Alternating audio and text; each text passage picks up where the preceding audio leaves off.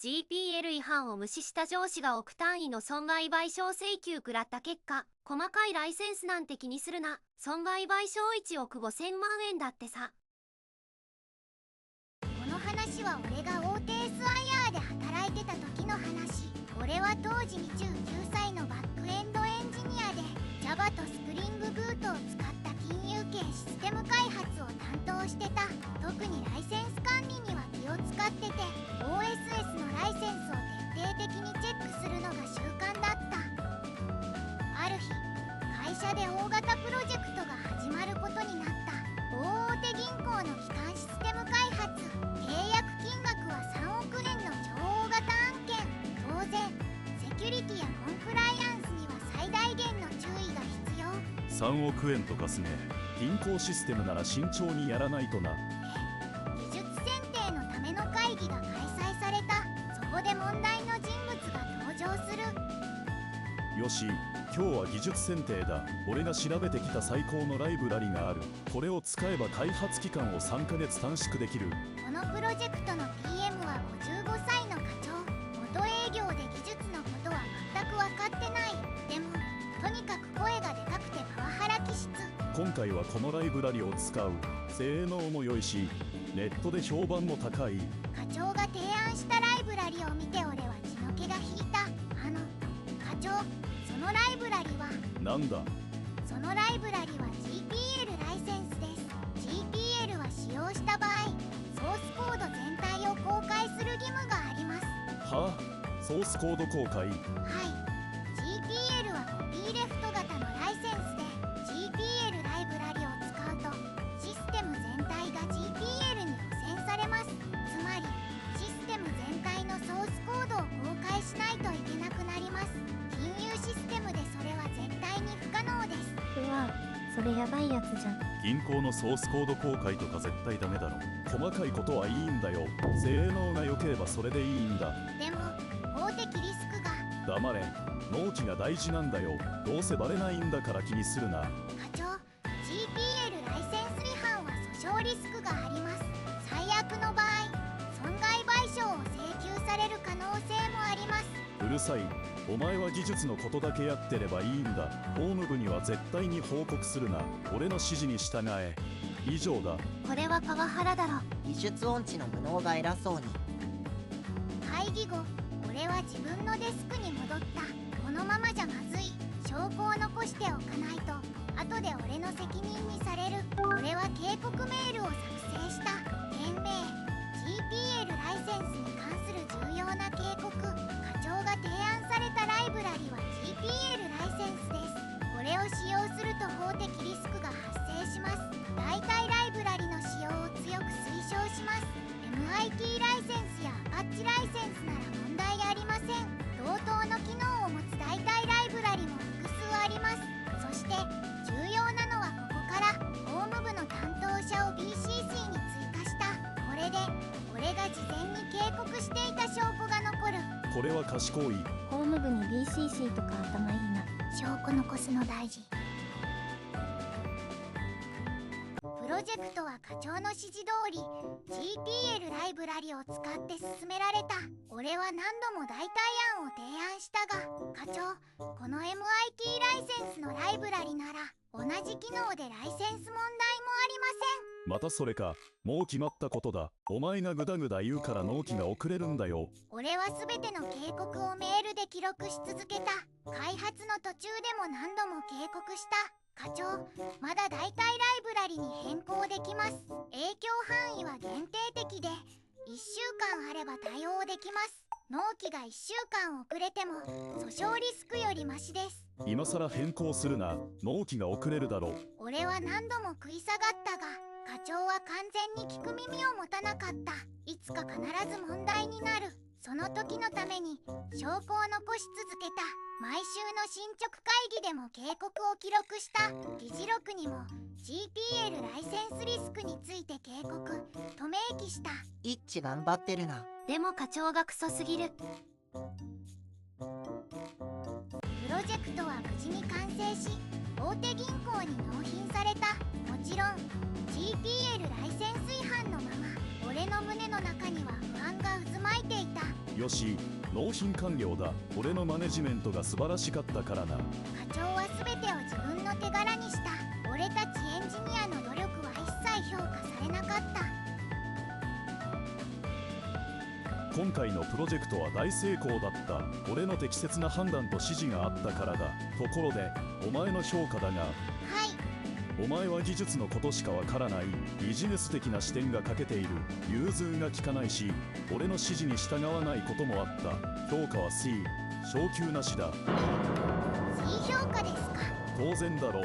お前は細かいことばかり気にしてプロジェクトの足を引っ張った。ボーナスも最低ランクだ。以上。俺は納得できなかった。半年間必死に働いてきたのに、正しいことを指摘したのに、それが評価を下げる理由になった。でも俺には証拠がある。いつかこの証拠が役に立つ日が来る。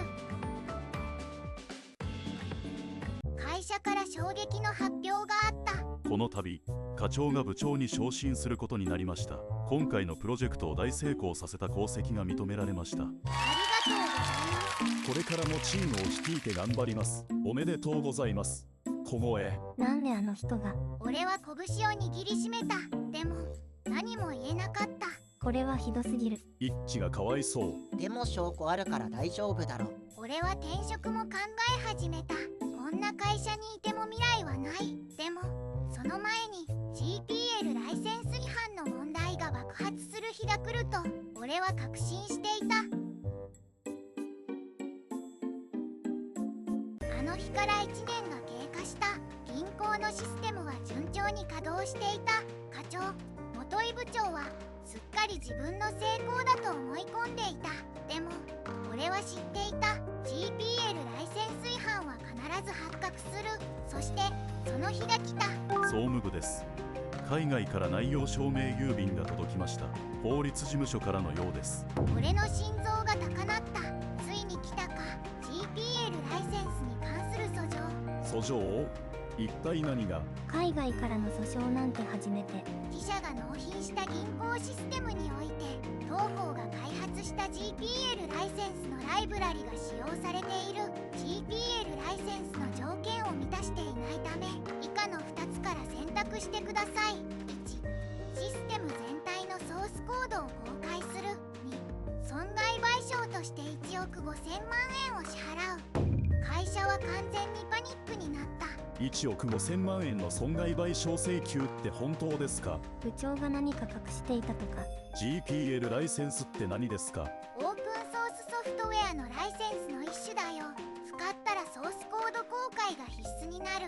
緊急の役員会議が開催された。これはどういうことだ。1億5000万円の損害賠償請求だと。 GPL ライセンス違反とは、これは大変なことに。金融システムでライセンス違反なんて前代未聞です。それは。部長、お前が PM だったプロジェクトだろう。なぜこんなことになっている？私は知りません。これはエンジニアが勝手に使ったに違いない。そうだ、一致が勝手に GPL ライブラリを使った。私は何も知らなかった。一致は技術のことしかわからないやっこで、勝手に判断してライブラリを使ったんです。俺は会議室に呼ばれた。君がこのプロジェクトのエンジニアか？はい、そうです。お前、なぜ GPL ライブラリを勝手に使った？私は一度もそんな指示を出していない。部長、それは事実と異なります。何を言ってる？証拠はあるのか？はい、あります。技術選定会議で部長が GPL ライブラリの使用を指示しました。私は何度も警告しましたが無視されました。そんな記憶はない。1年も前のことだぞ。覚えているわけがない。ではこれをご覧ください。私が送った警告メールです。法務部にも BCC で送信してあります。はい、法務部です。確かに1年前に一致さんから警告メールを受け取っています。GPL ライセンスの問題を指摘されていました。メールには法的リスクと代替案も記載されていました。非常に詳細で専門的な内容でした。しかし部長から法務部に報告するなと言われていたようです。そんな。部長、これはどういうことだ。エンジニアが警告していたのに無視したのか。しかも法務部への報告まで止めたと。いや、それは納期が。納期のために法的リスクを無視したのか。これは重大な背任行為だ。さらに部長は私の評価を下げました。融通が利かない、指示に従わないという理由で正しいリスク管理を行ったことが評価を下げる理由になりました。なんということだ。一致グッジョブ。証拠残しといてよかったな。部長完全に積んだ。会社は緊急の経営会議を開いた。 GPL ライセンス違反の問題は深刻だった。選択肢は2つだ。1つ目は銀行システム全体のソースコードを公開すること。これは金融システムとして絶対に不可能だ。セキュリティ上の問題で公開は不可能です。銀行の顧客情報保護の観点からも絶対にできません。2つ目は損害賠償1億5000万円を支払うこと。仕方ないので支払うしかない。会社は損害賠償1億5000万円を支払うことを決定した。さらに弁護士費用として3000万円が追加された。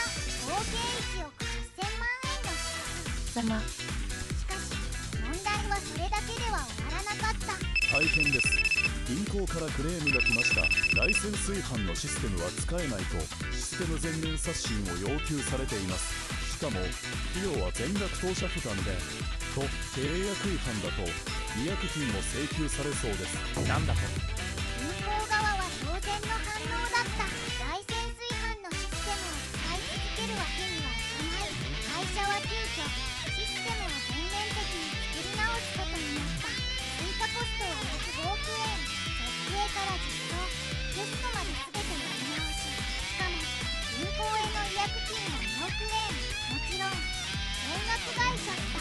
損害賠償1億8000万円、システム刷新5億円、銀行への違約金2億円、合計の損失は約10億円。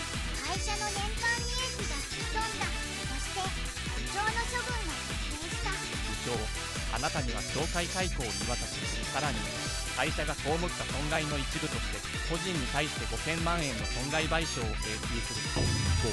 5000万円。そんな金額払えるわけが。これはあなたの問題だ。法的措置も辞さない。さらに業界内でも噂が広まった。技術音痴の PM がライセンス違反を投稿して9億円の損失。エンジニアの警告を無視し法務部への報告も止めた。部長は業界ブラックリストになった。再就職は不可能。 GPL の基本も知らない PM とか怖すぎ。専門家の警告を無視するとされるの。技術わからないなら技術者の言うこと聞けよ。最終的に部長は自己破産申請をすることになった。一方俺の方は君には本当に感謝している。君が警告メールを法務部に送っていなければ会社全体が責任を問われていたかもしれない。いえ、当然のことをしただけです。君のリスク管理能力は素晴らしい。技術的な知識も法的なリスクも理解している。こんな人材はめったにいない。そこで CTO 直轄のセキュリティコンプライアンス部門を新設する。君にその責任者を任せたい。全社のライセンス管理とセキュリティ監査を統括してほしい。今回のような事態を二度と起こさないために。責任者ですか。年収は150万円アップだ。さらにストックオプションも付与する。ありがとうございます。おめでとうございます。あなたのおかげで会社が救われました。これからもよろしくお願いします。俺は新しい部門の責任者として会社全体のライセンス管理を徹底することになった。さらに業界内でも評判が広まった。ライセンス管理のプロとして他社からも講演依頼が来るようになった。あの人の講演めっちゃ勉強になったわ。うちの会社でもライセンス管理を見直すことにした。 GPL 違反で億単位の損失とか怖すぎる。一方元部長は5000万円の損害賠償を支払えず自己破産し業界から完全に追放された。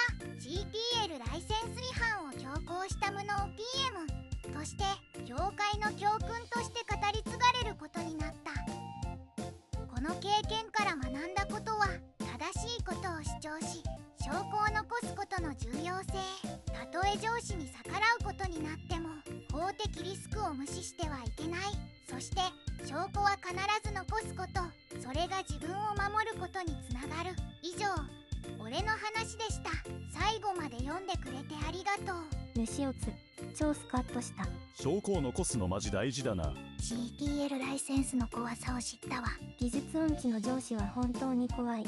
一致 GJ すぎる。みんなもライセンス管理には気をつけてな。おう、気負ってるわ。証拠残すの大事だな。 BCC で法務部に送るとか賢いわ。部長が自己破産とかざまあすぎる。一致グッジョブ。部長様。ホームに BCC は賢いわ。ルシオ2、お疲れ。